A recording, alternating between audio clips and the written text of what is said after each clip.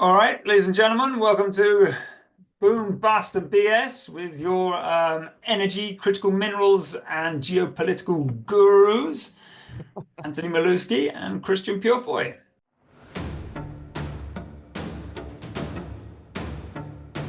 Hey Christian, how you doing, bud? I'm doing well. I'm doing well. Volatile times. Oh my gosh. We have tariffs, we don't have tariffs, we have tariffs. I think we got a 90-day reprieve now. It's crazy. Yeah, but they're still 10%. And China's got, what is it now? 145%? I was at 54, 45, I don't know, but it's crazy. I mean, and it's gonna have a huge impact on well, we saw it have a huge impact on the markets, right? But I think these commodity markets are really gonna be whipped around by this. Yeah, so yeah, obviously, word of warning to anyone watching this now, it could be out of date by the time It probably by it the could time be we're out of date by finished. lunchtime. By lunchtime, it'll probably be out of date, right? But what we wanted to do, I think, is go through some of the major minerals and just kind of figure out what's happening. There's obviously a lot of volatility, and then does the long-term macro trend hold? Yeah, well, I think you got to start with rare earths and minor metals. I mean, people are calling them critical minerals, but unfortunately, that banner has gotten so big that it's kind of includes everything. So if we step back from that, China came out with a list with six or seven new commodities that they're uh, putting tariffs on or blocking exports, and I think you know what's really interesting is we're going to call them rare earths and minor metals, but these tiny metals that no one's heard of, just the impact that we've seen. And look at bismuth is the latest, right? It was $6 in January. It's like 50 now.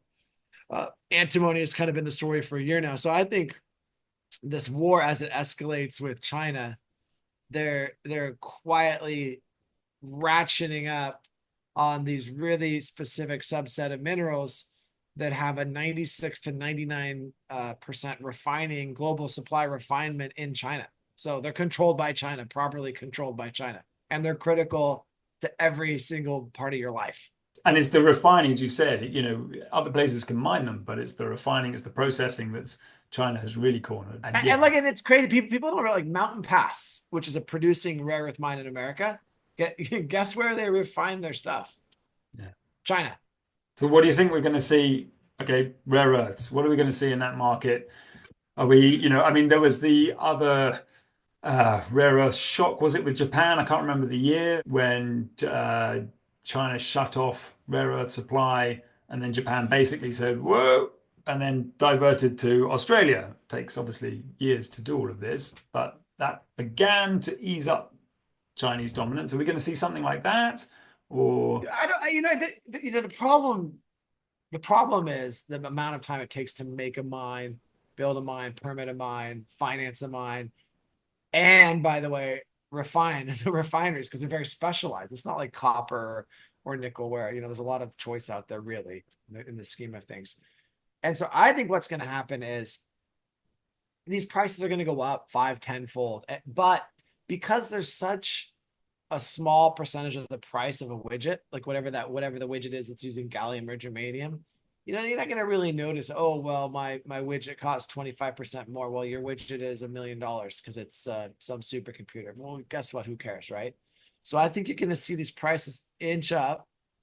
And then there will be some moment if China really embargoes these things, really says we are not going to sell you germanium and gallium. They say that, then what's going to happen is uh, kind of 12 to 18 months from now, we're not going to be talking about these things going up 10 times. We're going to be talking about them going up 100,000 times because it will be an issue of not being able to actually get the underlying commodity.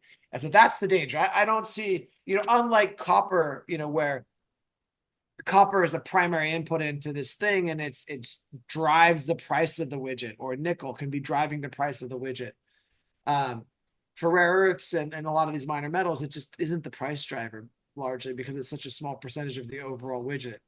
And I think when the rubber hits the road is when the actual supply side is completely demolished and people just can't get it and they need it. Antimony is a fire retardant and so on, right? yeah. And of course, it's the military. The US military is already pumping money in investment to try and get this supply side domestic. Yeah, and once the prices hit that kind of scale, then obviously mining, refining, I doubt that would be a problem at those prices in the Well, US. so let's pretend it's 14 months from now and you just simply can't find germanium. Well, like that's fine, and it's fine and well to say like we're gonna go build a mine, but okay, that's 5 years. Or we're gonna build a refining, operation. Well, it's multiple years. So, um, I think from the mines themselves, if we use antimony as a case, like there's plenty of antimony. Look at Perpetua. There's plenty of antimony out there. It really becomes a question then of extracting that antimony from the concentrator, whatever it is exactly that you're doing, and being able to process it into something that can be used. All right, the next big one, copper. And now that's seen some spikes. Obviously, I think there's been a lot of expectations we're going to have. I mean, what is it? Trump put an executive order to have the commerce um, commerce secretary look into tariffs, market dumping, all that kind of stuff. So there was a bit of a spike for that, and then in the last, I don't know, last week or something, that's gone down. It's just gone poop, poop, poop, poop. But it is still going up. If you look at the trend, copper's still going up. Yeah, I mean, copper is a proxy for GDP growth, right? And so if people think there's going to be a global recession, then copper, even though there is kind of a looming copper supply issue as well, you had this huge wave of global investment in mining kind of leading up to the industrialization of China, really. But now we are sitting here without having had meaningful investment in a lot of these commodities in a decade or longer. You are going to run into supply side issues with copper. I just don't know when, and I think that volatility that you're seeing is really it's a function of people's view on the global economy. And if they decide, if America decides, yes, we are going to put tariffs up, what's that going to do to the price? If you look at the US, we used to be one of the largest copper producers in the world, and by used to I mean 100 years ago. Uh, there are copper projects that could be built. They take time, take years. So, I do expect some more production to happen in the States, but copper is different than rare earths because there are plenty of copper. I mean, copper comes out of the Congo, it comes out of South America.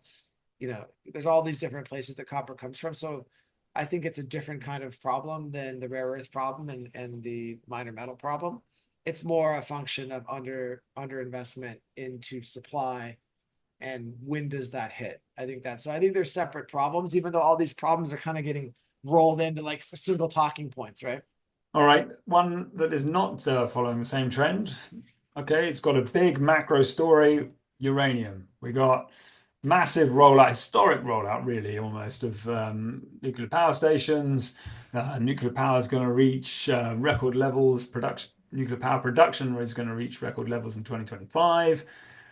And yet, uranium basically has just not stopped falling.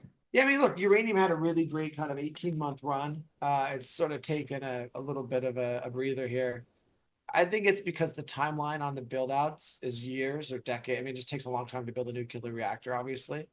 And so when you're faced with things which are that long of a time horizon, you just have ups and downs in the market.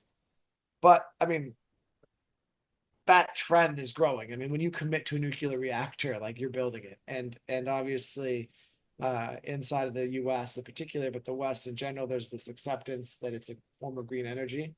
So I don't see that trend going away. I mean, I think the most interesting thing to talk about is gold. I know we have an op-ed coming out, and I think we're going to have a CEO on here. We won't say who in the next week or two, talking about $30,000 gold. I mean, I don't know if I believe that, but uh, I can tell you it is spectacular, the rise of gold. And I think gold equities are going to be a really interesting investment. I mean, they're just performing so well, right? So, Then I think they're beginning to earn the trust back that they lost in the last bull cycle. People are now beginning to go, hold on, they're reinvesting back into the companies. They're not divesting too much into other strange critical minerals. And I mean, the price difference between gold and where these equities are for the companies is just crazy. no, I mean, I bought this one called Skeena. It's in British Columbia, high grade, huge, big company. It's going to get taken out. They just have to get permitted, right? If they actually get their permits, the thing's going to double the next day. I've bought like the GDX, the GDXJ, just because it's easy, right? So I'm definitely long all things gold at the moment. I think that they've got doubles. Like, I think the big cap stocks even can double from here, right? Like, or triple. I mean, things, I think that this is the moment for gold, right? This is going to be a great 12, 24 months for gold equities. Yeah, I mean, is the volatility going to go away? That would I be the don't, only reason. And do we think that that's going to happen in the I next, think, I how think long there's has a Trump lot, got left? a lot of, yeah, you probably start to sell this stuff like into the next election when, well, I mean, who knows, but Yeah, if the exactly. That election, might just mean more volatility. exactly. We've got some other ones here. Silver has not yet caught up with gold. I mean, that is another precious metal with massive I mean, yeah, that one, industrial. that one's just waiting to go. I mean, like we're entering a bull market. Like this is a bull market, and I think people should be in tune to that, like to make money. Like it's really happening. And silver's not caught up with gold, but I think that's kind of inevitable too.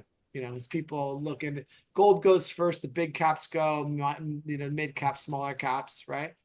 Okay, so the next bull market, is it boom, bust, or We're in a bull BS? market. They're like, this is a precious metal mega bull market.